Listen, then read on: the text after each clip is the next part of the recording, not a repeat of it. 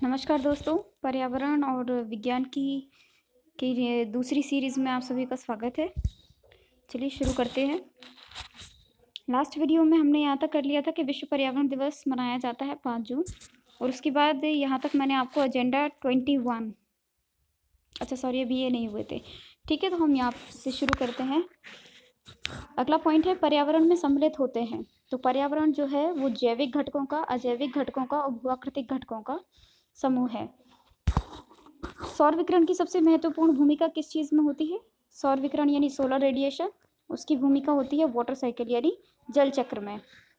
अच्छा, एक चीज़ और देख लेते हैं कि जो सन के अंदर जो रिएक्शन होती है वो नाभिकीय संलयन की अभिक्रिया होती है।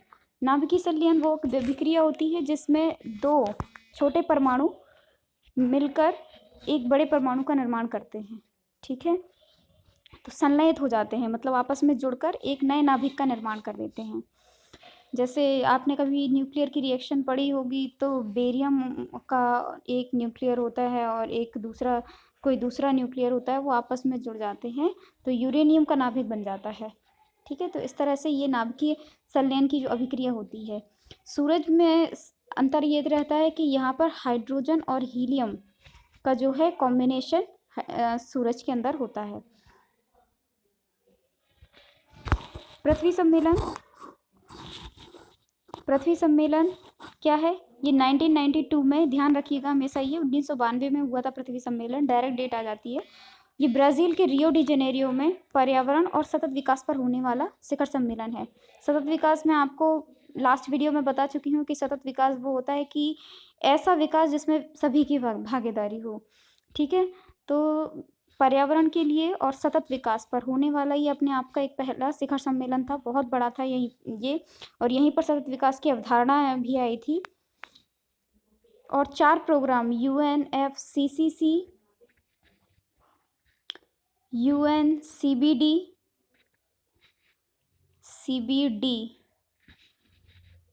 UNFC, इस तरीके की और एक और है, ये चारों जो प्रोटोकॉल हैं वो इस तरीके से इसमें सम्मिलित हुए थे। इसी में आत्मसात किया गया था एजेंडा 21। एजेंडा 21 सीधा क्वेश्चन इसी तरीके का आ जाता है कि एजेंडा 21 है क्या है?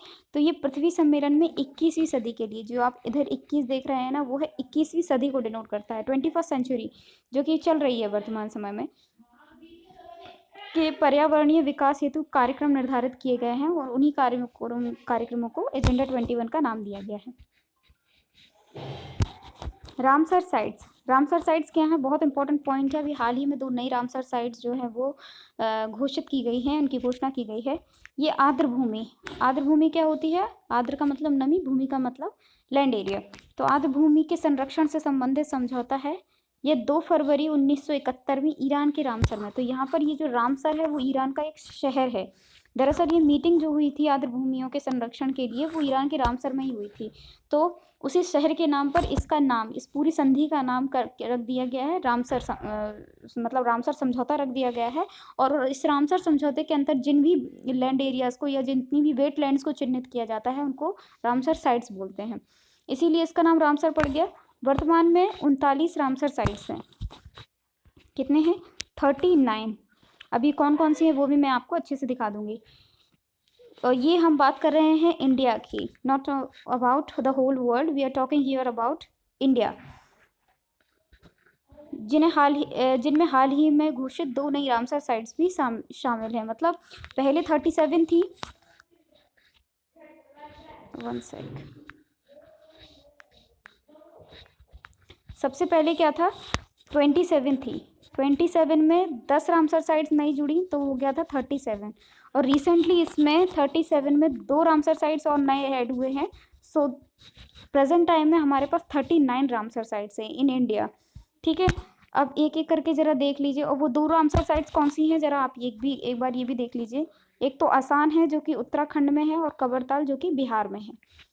ये हाल ही में जोड़ी गई 2 नई हैं, इनको आप याद ज़रूर कर लीजिएगा क्योंकि ये काफ़ी इम्पोर्टेंट है।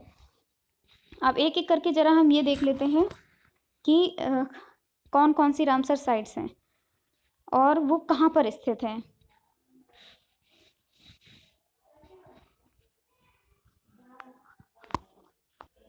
एक एक करके देखते जाते हैं।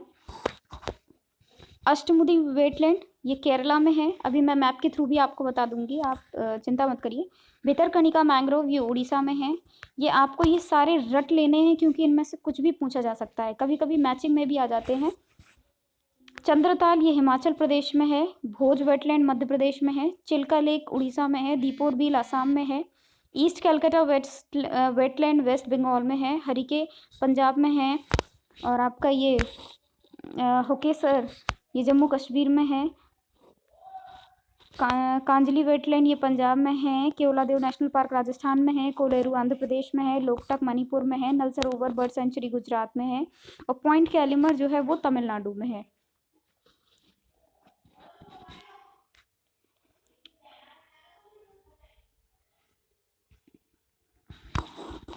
पॉइंट कैलिमर के बाद ये देख लीजिए, पौंग डैम हिमाचल प्रदेश में है। रेणुका वेटलैंड हिमाचल प्रदेश में है। रोपड़ पंजाब में है। ये रोपड़ सिंधु घाटी सभ्यता का स्थल भी है, ठीक है। रुद्रसागर लेक त्रिपुरा में है। सांबर लेक राजस्थान में है। सस्थम कोट्टा केरला में है। केरला में सबसे पहली अष्टमुडी भी पढ़ी थी हमने। सुरिनसर मानसर ये जम्मू कश्मीर में है। थ्रिसुर कोले वेटलैंड ये केरला में है। सोमुरीरी ये इसमें टी साइलेंट रहता है, जम्मू कश्मीर में है। अपर गंगा रिवर ये उत्तर प्रदेश में है। It's very important UP TET के लिहाज से। बेम्बनाथ के कोल वेटलैंड ये केरला में है। And finally we have Wular lake Jammu and Kashmir. अब ये तो हमारी जो है वो 27 है। रिसेंटली जो 10 ऐड की गई थी वो इस मैप के थ्रू, ये जो एडजेसेंट मैप है इसके थ्रू मैं आपको समझाऊंगी। इसमें ये 10 कौन कौन सी हैं? एक तो है केशवपुर मियानी, ये पंजाब का एरिया है, ध्यान रखिए पंजाब में 3 है, केशवपुर मियानी। और ये व्यास है, VEAS, व्यास कंजर्वेशन रिजर्व, ठीक है। केशवपुर मियानी हो गया, व्यास कंजर्वेशन रिजर्व हो गया, और नांगल, ये 3 पंजाब की थी। उसके बाद आपका यहाँ पे सबसे ज़्यादा जो इसमें थी, इस तरीके से आप याद रखिए कि 3 पंजाब में थी। हमें टोटल 10 करनी है। 3 पंजाब में हो गई, 6 यूपी में हो गई, और आपका 6 3 9 और 1 10, एक महाराष्ट्र में थी, ठीक है। तो ये यूपी में 6 अभी जोड़ी गई हैं, और एक ऑलरेडी आपने देखी थी अपर गंगा रिवर, ये रही उत्तर प्रदेश। तो यूपी में प्रेजेंट टाइम में 7 जो है वो वेटलैंड्स हैं, ध्यान रखिएगा। तो अब यूपी वाली देख लेते हैं। यूपी का जीके के हिसाब से बहुत इंपॉर्टेंट है ये। सबसे पहला तो नवाबगंज जो कि उन्नाव में है।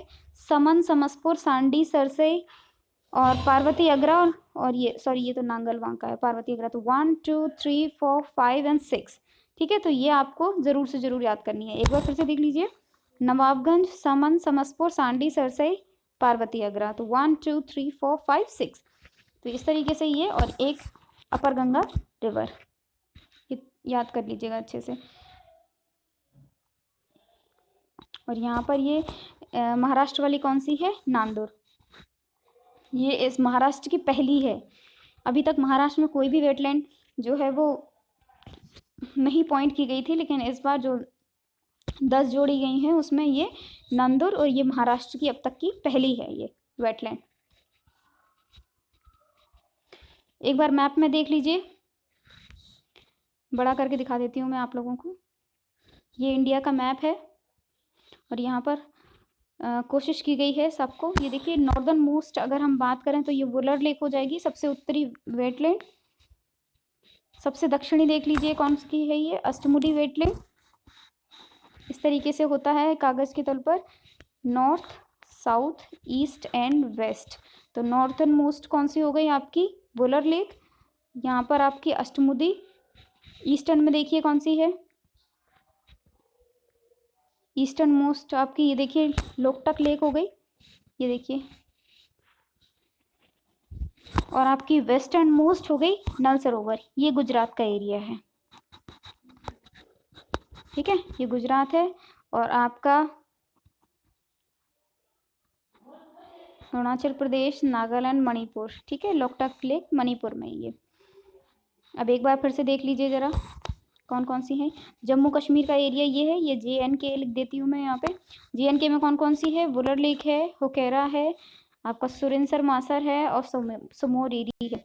अब यहाँ पे ये आपका कौन सा एरिया है, ये हिमाचल प्रदेश है। ठीक है, मैप आपको याद होना चाहिए क्योंकि कभी कभी CTET और UP टेट में इस तरीके से क्वेश्चन आ जाते हैं कि एक व्यक्ति यहाँ से चलता हुआ ये इस जगह जा रहा है तो बीच में कौन कौन से स्टेट्स को पार करेगा। तो you have a clear idea about the locations on the map, तभी आप उस चीज़ को सही तरीके से गैस कर पाएंगे और सही आंसर को टिक कर पाएंगे। तो एक बार देख लीजिए, ये हिमाचल प्रदेश का एरिया है। इस तरह से आपका मैप भी क्लियर हो जाएगा।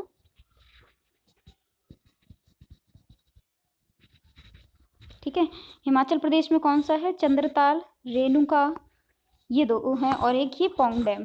ठीक, यहाँ पर ये पंजाब वाला एरिया है। पंजाब में कौन कौन से हैं, कांजली, हरीके और रोपर। यहाँ पर हमारी यूपी आ गई।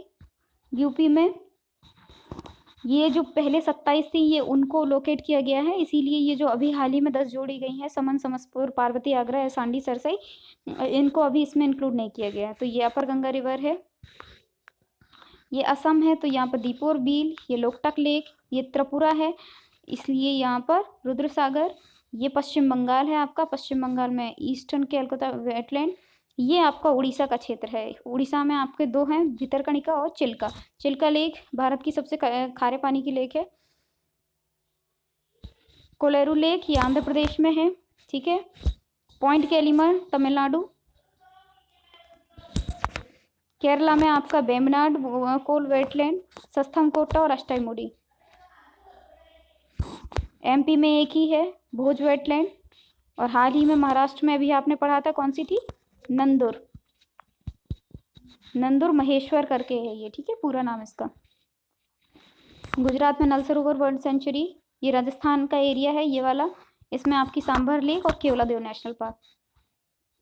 बाकी आपका पंजाब का ये तो बता ही दिया था। ठीक है, तो इस तरीके से आप एक दो बार इसको मैप को देख लेंगे तो आपको सारी चीज़ें क्लियर हो जाएंगी। अब थोड़ा सा एक ओवरव्यू ले लेते हैं कि व्हाट आर द वेटलैंड्स, क्या होती हैं वेटलैंड्स। तो it is a place where the land is covered by salty और फ्रेश वाटर, मतलब ऐसा एरिया होता है जो कि चाहे खारा पानी हो चाहे फ्रेश या ताज़ा पानी हो, उससे कवर्ड होता है, मतलब पानी भरा हुआ होता है, नम क्षेत्र होता है। फ्रेश वाटर, स्वाम्स, मर्शेस, पॉन्ड यानी छोटा बावड़ी हो, पोखर हो, तालाब हो, या कोई झील का किनारा हो, या समुद्र का कटा हुआ भाग हो, नदी का मुंह हो, या कोई भी डेल्टा हो, तो वहाँ पर हर जगह वेटलैंड्स पाई जाती हैं। Are the example of wetlands. Wetlands are also one of the most productive ecosystem, ecosystem में बहुत प्रोडक्टिव होती हैं ये in the world and essential for human survival, और ह्यूमन सर्वाइवल के लिए बहुत ज़्यादा ये इनकी ज़रूरत होती है। Wetlands are home to various species, mammals, bird, fishes and invertebrates. कई सारे जीव जंतुओं का, पक्षियों का, मछलियों का, और जो जितने भी जीव जंतु होते हैं अलग अलग प्रकार के, उन सब का क्या होती हैं, ये आवास होती हैं। They support the cultivation of crop like rice and also provide ecological services benefiting the human race like water filtration, storm protection, flood control. तो ये सबसे पहले तो ये राइस की क्रॉप को सपोर्ट करती हैं उसकी खेती में, क्योंकि आप जानते हैं कि चावल का खेत यानी चावल की जब फसल उगाई जाती है तो खेतों में पानी भरा हुआ रहना चाहिए। तो भरा हुआ पानी जब हो जाता है तो वो आसपास की उतनी जो एरिया होता है वो बहुत नम हो जाती है, और जहाँ पर नम जो है वो वातावरण पाया जाता है मिट्टी का, तो उसको वेटलैंड बोल दिया जाता है। दूसरी चीज़ ये कि जो वेटलैंड है वो बेनिफिशियल होती हैं ह्यूमन के लिए, क्योंकि ये वाटर को फिल्टर कर देती हैं, अशुद्धियों को छान देती हैं पानी में से, तूफान में प्रोटेक्शन करती हैं, और फ्लड कंट्रोल और बाढ़ पर नियंत्रण करती हैं, क्योंकि उस क्षेत्र में पानी जो है वो एब्जॉर्ब हो जाता है। Why are wetlands are called Ramsar sites, वही चीज़ है, एक बार फिर से देख लेते हैं। 1971 an international treaty was signed at Ramsar. ये कुछ पॉइंट्स लेके आई हूँ मैंने, निकाले हैं एक साइड से ताकि आपके लिए उपयोगी हो परीक्षा के लिहाज से। इन 1971 an international treaty was signed, ये एक अंतर्राष्ट्रीय संधि थी और ये रामसर में ही साइन की गई थी। As I told you before कि ये रामसर जो है वो ईरान का एक शहर है, ठीक है, जहाँ पर ये ट्रीटी साइन की गई थी। That's why it is called Ramsar site. Iran for the conservation and sustainable use of wetlands. The mission of the convention, यानी जो समझौता था इसका मिशन क्या है? The conservation and wise use of wetland through local and national action and international cooperation and the contribution towards achieving sustainable development throughout the world. तो local support, national support और international cooperation और सबके contribution के साथ ही हमको सतत रूप से जो है विकास करना है विश्व में ये, और इनका वेटलैंड्स की जो है वो सुरक्षा करनी है, इनका संरक्षण करना है. Ramsar convention is an only intergovernmental treaty which gives a solid framework to the nations for the conservation and use of wetlands and their resources. Wetland के ऊपर रामसर जो कन्वेंशन है वो एकमात्र अपने आप में एक अंतर सरकारी, इंटर गवर्नमेंटल का मतलब होता है अंतर सरकारी ट्रीटी या संधि है. It is also known as the convention of wetland. One second. It is also known as the convention on wetlands. ठीक है.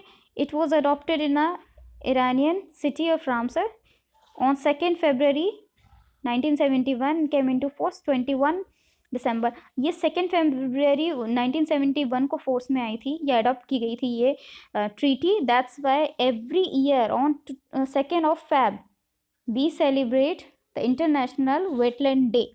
ठीक है. Facts about Ramsar site. 2 February is celebrated as World Wetland Day every year. Currently 169 countries are a party of this convention. तो और जो ये Ramsar समझौता जो हुआ था 169 देश इसकी वो है मेंबर्स हैं जो इस कन्वेंशन को साइन कर चुके हैं. There are 2289 wetland sites covering area of this hectares designated under this convention. ये सब कुछ इतना इंपॉर्टेंट नहीं है. The United Kingdom has most number of sites 170. तो बहुत ही डिटेल्ड हो गया क्वेश्चन कि सबसे ज़्यादा वर्ल्ड में रामसर साइट्स किसके पास है, तो वो यूनाइटेड किंगडम यानी UK. The world's first site was the Cobourg peninsula in Australia. और सबसे पहली साइट कौन सी थी? ऑस्ट्रेलिया की कोबर्ग पेनिनसुला. नगिरी थुम्बा